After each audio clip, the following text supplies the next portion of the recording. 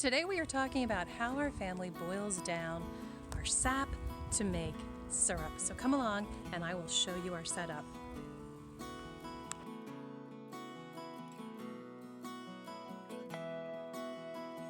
Hi there, Michelle Visser of the Solely Rested channel and the award-winning blog of the same name, and author of Sweet Maple, Backyard Sugar Making from Tap to Table.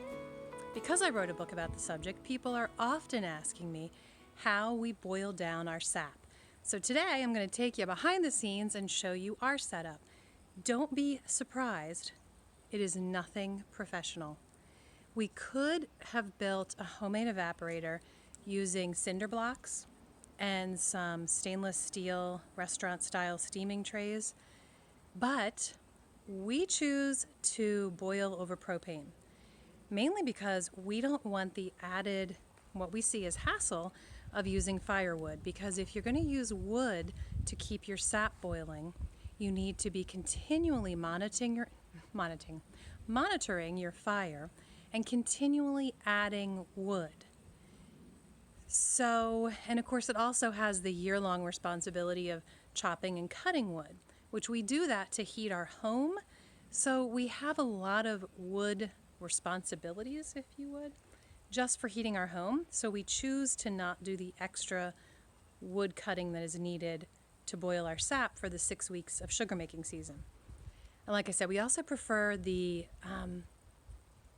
the ease of the propane, that as long as the propane tank is full, I'll come out and check on it maybe every half hour or so during that beginning of the boiling, and I don't have to be adding wood continually to keep it to the right temperature. All of that is just the matter of a turn of a dial. So that's why we choose to boil with propane. But let me show you our setup. So we do our boiling in this little lean-to area that we built on the back of the carriage house attached to our barn. This is not ideal, and it's not even what I recommend. This is not even an area that we added on intending to boil our sap there. It's actually just an area that we store our wood. This time of year, when sugar season comes around, our wood supplies are almost entirely depleted, the wood that we've been burning to heat our house all winter. So it happens to be an empty area that works well to be kind of out of the elements and out of the cold, where we can boil our sap. We are hoping come next year, stay tuned, to have a professional like sugar shack with a much better setup. But for now, this is where we do our boiling. Let me show you.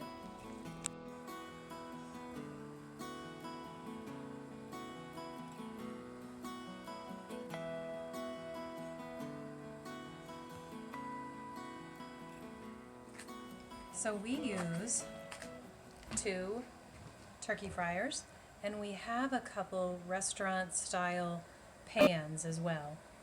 And between those couple pans and our couple turkey fryers and a couple kerosene stands, that is how we boil all of our maple syrup. Last year we made almost 15 gallons of syrup. I don't know what this year will hold. It's exciting. We're still at the beginning of our season. But that is our setup. It's simple.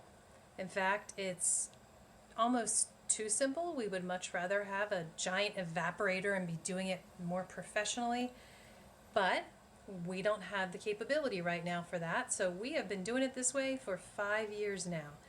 And there are some advantages to doing it this way. A little bit more of a caramelized taste to it, because we are continually adding sap as we go, and we are leaving it in these giant pots for days sometimes. We will boil for long periods. I will leave it unattended. This is the back side of our house when it's nowhere near the end of the boil period, and I will come out, I'll set timers, and I'll come out and check it often. Mainly the only thing I'm checking for is that the kerosene is still going, that I don't need to put a new tank on. I said kerosene. Propane. We do go through a lot of propane, which is why we RO our syrup, our sap. Extremely important to me to RO the sap. I said syrup again, because that increases our sugar content, doubling or tripling the sugar content before we boil it. So that saves us a whole lot of propane. RO stands for reverse osmosis. But aside from that, that's it. That's how we boil our sap. Also, check out the links that I will leave under the video for information about all of the different products, tools, etc. that we recommend for any backyard sugar maker who is asking us for our advice.